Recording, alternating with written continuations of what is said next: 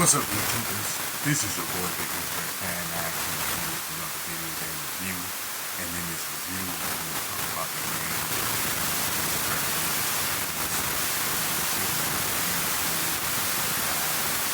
HQ Yuke, and this was for all of the WWE games that titles that was exclusive to specific consoles, like for example, Raw was like exclusive to Xbox, SmackDown was essentially exclusive to game, PlayStation 3, stuff like that. Now, pretty much the part of the game is that the wrestler who graduated, wrestlers who pretty much WWE developmental to become world champion in WWE.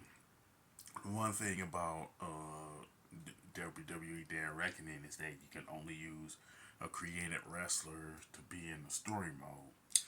Now, the main menu, of course, consists of the exhibition mode, story mode, shop zone, tutorial, and create a wrestler and setting.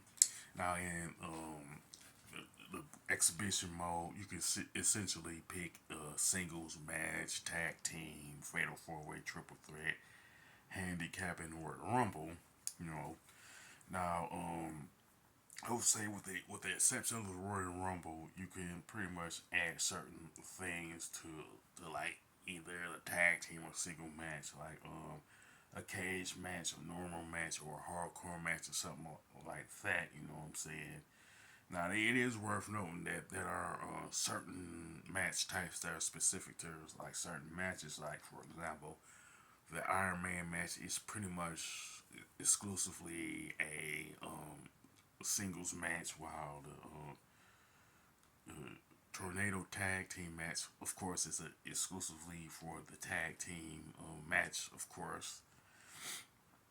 And in the exhibition mode, you can pick different wrestlers like Undertaker, Booker T, or Triple H. You know what I'm saying?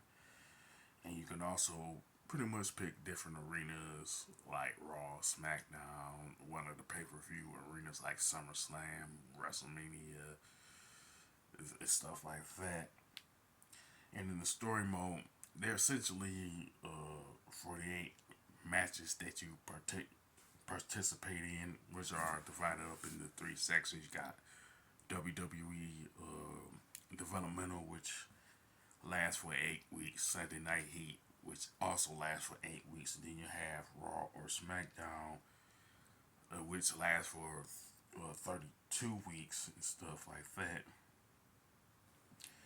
And in the final Sunday Night Heat match, Vince McMahon will ask you whether you want to be on Raw or SmackDown.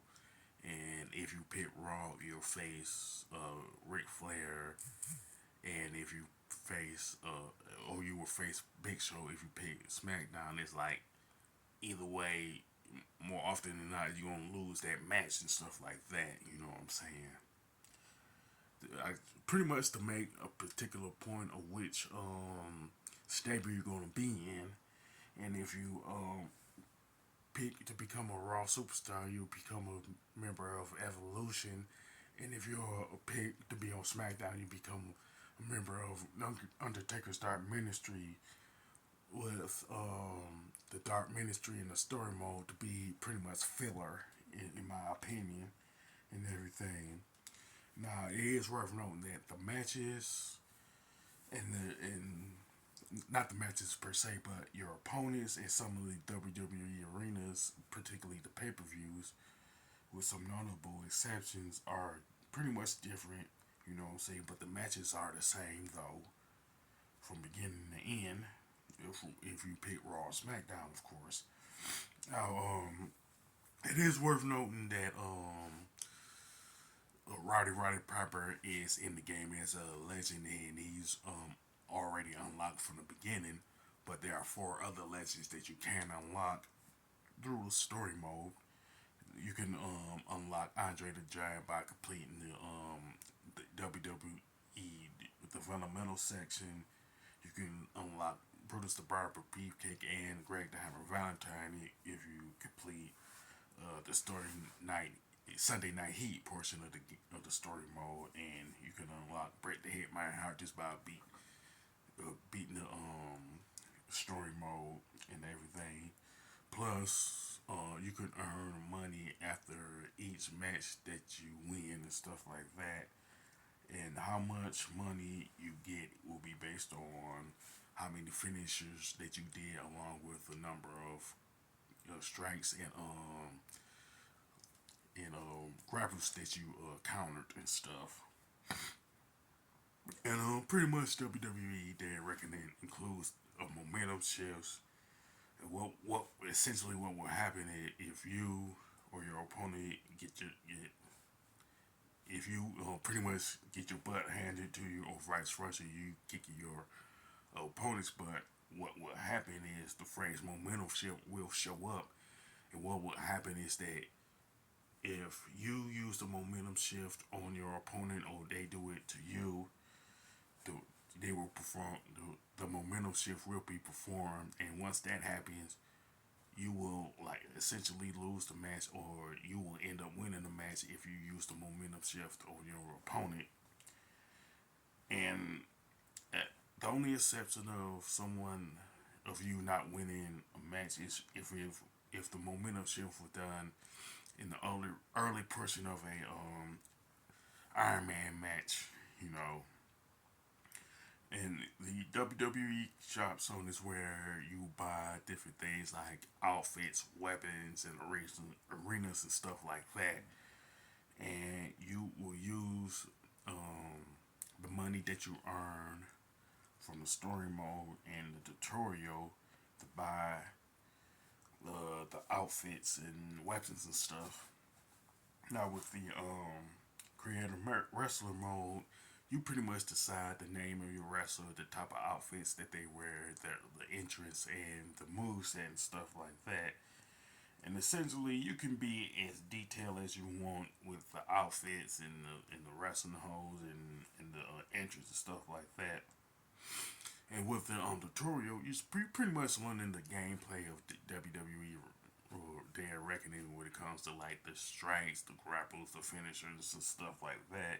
And they are divided up into pretty much three sections, and you have to complete each section within a certain time limit and stuff like that. And you can also earn money, like I mentioned earlier, a little bit about the tutorial. And the faster you complete each section of the tutorial mode, the more money you will make. Now, the graphics and design for WWE Day of Reckoning is pretty good with some nice color palettes. And pretty much to me, the graphics and design for WWE Day of Reckoning is better than what was seen in WWE WrestleMania 19. Even though the graphics for that particular game for the GameCube was pretty good. Now the controls and gameplay to me are pretty good, and I like the fact that more wrestling holds were added to this particular game, and the fact that the momentum shift was a nice touch in my opinion.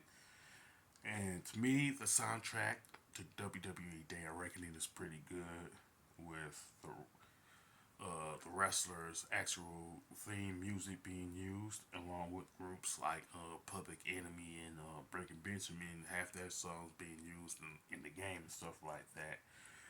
Now, I would say my only gripe would be that once you beat the story mode with one created wrestler, you can't use that created wrestler again to go through the story mode a second time.